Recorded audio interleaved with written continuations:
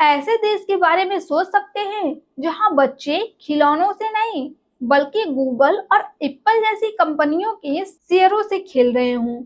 एक ऐसे जगह जहां पैदा होते ही बच्चे अमीर बनने की राह पर निकल पड़ते हैं। ये कोई फंटासी लैंड की कहानी नहीं बल्कि हकीकत है।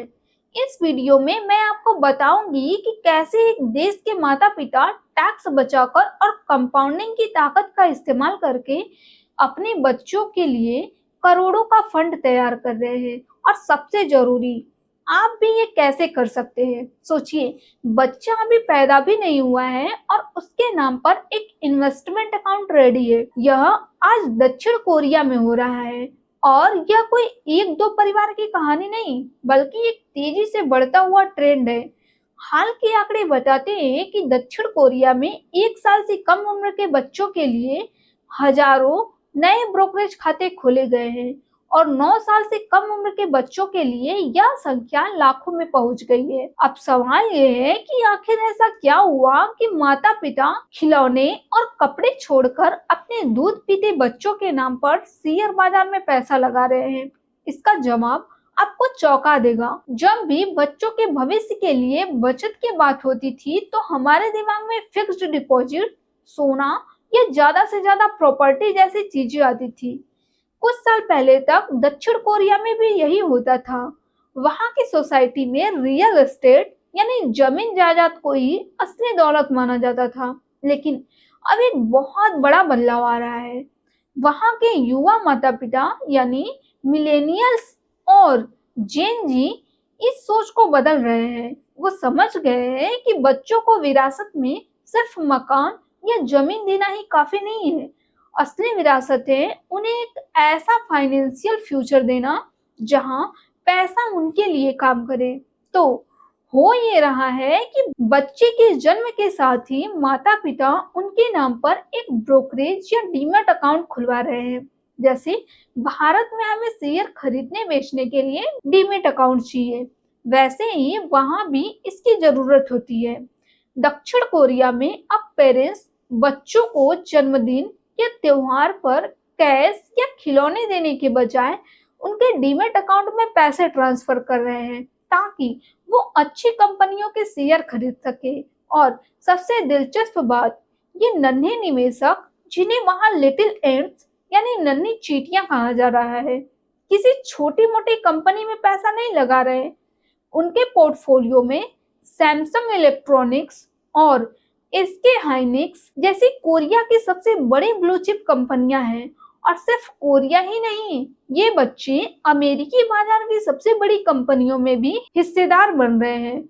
इनमें वो कंपनियां शामिल हैं जिनके प्रोडक्ट्स हम और आप रोज इस्तेमाल करते हैं। अल्फाबेट, गूगल की पेरेंट कंपनी, एप्पल और एनवीडिया। ये निवेश सीधे शेयरों में या फिर ईटीएफ के जरिए किया जा रहा है। खासकर वो ईटीएफ जो अमेरिका के S&P 500 या नेस्डेक 100 इंडेक्स को ट्रैक करते हैं। अब सबसे बड़ा सवाल, आखिर ये माता पिता इतनी भी क्या जल्दी में है। बच्चा तो अभी ये समझ भी नहीं सकता कि शेयर क्या होता है। इसका जवाब सिर्फ एक शब्द में छिपा है, समय।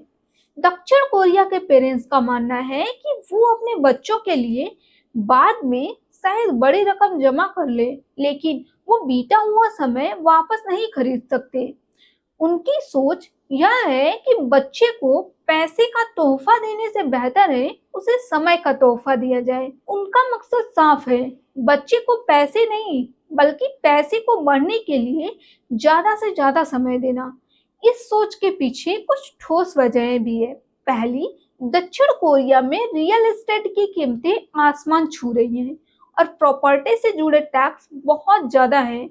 ऐसे में युवा पीढ़ी को लग रहा है कि सिर्फ प्रॉपर्टी के भरोसे भविष्य को सुरक्षित करना एक महंगा और मुश्किल सौदा है। इसकी तुलना में लिस्टेड शेयरों पर छोटे निवेशकों के लिए कैपिटल गेन्स टैक्स की शर्तें काफी ज्यादा फायदेमंद है। हालांकि विदेशी शेयरों पर टैक्स लगता है, फिर भी यह प्रॉपर्टी की तुलना में ज्यादा आकर्षक विकल्प लगता है। दूसरी बड़ी वजह है टेक्नोलॉजी।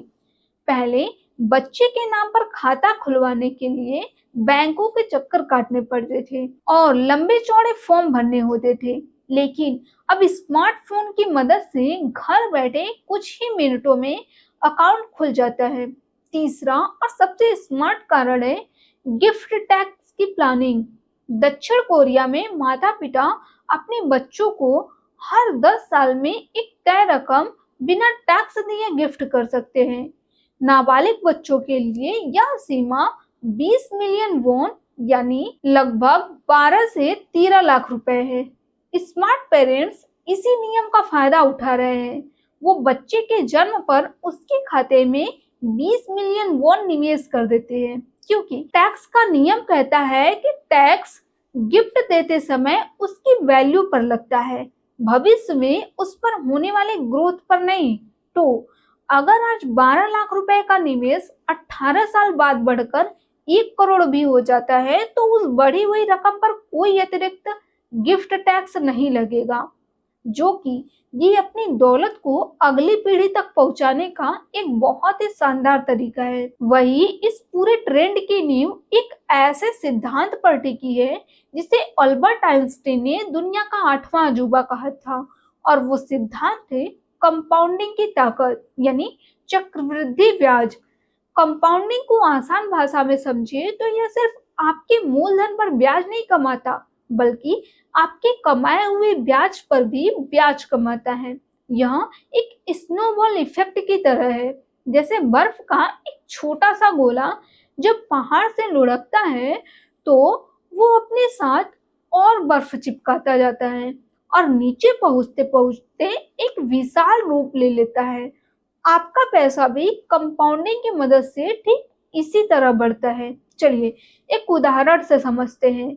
मान लीजिए आप अपने बच्चे के लिए 1 लाख रुपए का निवेश करते हैं और उस पर आपको सालाना 12% का औसत रिटर्न मिलता है।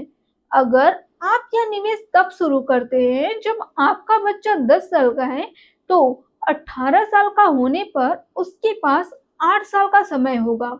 इन 8 सालों में 12% की कंपाउंडिंग से आपका 1 लाख रुपए लगभग 2,50,000 रुपए बन जाएगा। लेकिन अगर आप यही 1 लाख रुपए का निवेश बच्चे के जन्म के समय ही कर देते हैं तो उसके पास पूरे 18 साल का लंबा समय होगा, और 18 सालों में 12% की कंपाउंडिंग से यही 1 लाख रुपए बढ़कर 7,70,000 रुपए के करीब हो जाएगा। देखा आपने, रकम वही 1 लाख थी, रिटर्न भी वही 12% था, लेकिन सिर्फ 10 साल ज्यादा समय देने से आपका पैसा लगभग 3 गुना ज्यादा बढ़ गया। यही है समय का जादू, और दक्षिण कोरिया के माता पिता इसी जादू का इस्तेमाल कर रहे हैं। अब सवाल है कि वो पैसा लगा कहाँ रहे हैं। जैसा मैंने बताया, वो ईटीएफ में खूब निवेश कर रहे हैं। ईटीएफ यानी एक्सचेंज ट्रेडेड फंड। जब आप किसी एक कंपनी का शेयर खरीदते हैं तो आपका पूरा पैसा और रिस्क उसी कंपनी पर टिक जाता है। लेकिन ईटीएफ एक टोकरी की तरह है जिसमें एक साथ बहुत सारी कंपनियों के शेयर होते हैं। जैसे S&P 500 ईटीएफ खरीदने का मतलब है कि आप एक साथ ही अमेरिका की 500 सबसे बड़ी कंपनियों में थोड़ा थोड़ा पैसा लगा रहे हैं। इससे आपका रिस्क बढ़ जाता है, जो इसे नए निवेशकों के लिए एक बेहतर और समझदारी भरा विकल्प बनाता है। यह सब सुनने में बहुत अच्छा लगता है, पर एक बात समझना बहुत जरूरी है। शेयर बाजार में कोई गारंटेड मुनाफा नहीं होता, इसमें जोखिम होता है। ईटीएफ में निवेश करने से आपका रिस्क बढ़ जरूर जाता है, लेकिन खत्म नहीं होता। इसलिए यह वीडियो किसी भी तरह की निवेश की सलाह नहीं है। इसका मकसद सिर्फ आपको एक नए ट्रेंड और एक पावरफुल फाइनेंशियल कॉन्सेप्ट के बारे में जानकारी देना है। कोई भी निवेश करने से पहले अपनी रिसर्च जरूर करें और किसी भी सर्टिफाइड फाइनेंशियल एडवाइजर से सलाह लें। अब आते हैं सबसे अहम सवाल पर, क्या ऐसा भारत में भी हो सकता है? तो जवाब है जी हाँ, बिल्कुल हो सकता है, और काफी हद तक हो भी रहा है। भारत में भी आप अपने नाबालिग बच्चे के नाम पर डीमैट अकाउंट खुलवा सकते हैं। इसके लिए कोई न्यूनतम उम्र की सीमा नहीं है, यानी आप अपने नवजात बच्चे के नाम पर भी खाता खोल सकते हैं। यह अकाउंट बच्चे के 18 साल का होने तक उसके माता-पिता या कानूनी अभिभावक द्वारा ऑपरेट किया जाता है। हालांकि भारत में माइनर डीमैट अकाउंट के कुछ नियम थोड़े अलग हैं।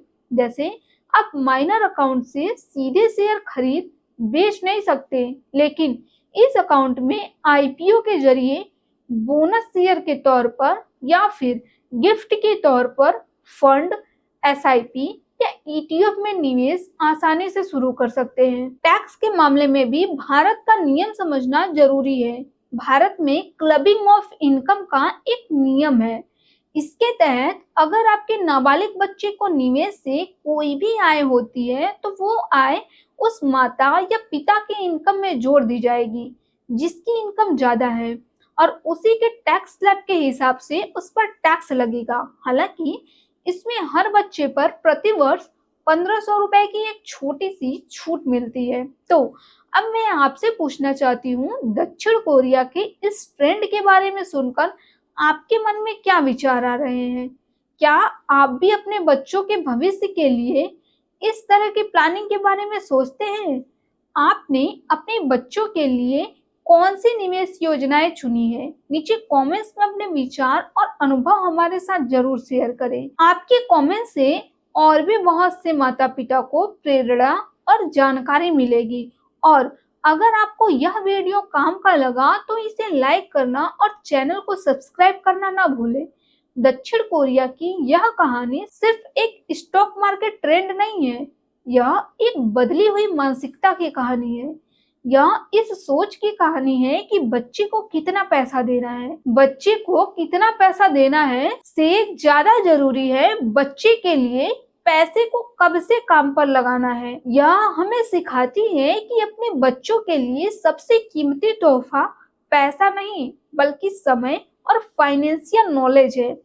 जल्दी शुरुआत करके, अनुशासन के साथ निवेश करके और कंपाउंडिंग की ताकत को समझकर कोई भी माता पिता, चाहे वो भारत में हो या कोरिया में, अपने बच्चे को एक सुरक्षित और समृद्ध भविष्य का सबसे अनमोल तोहफा दे सकता है।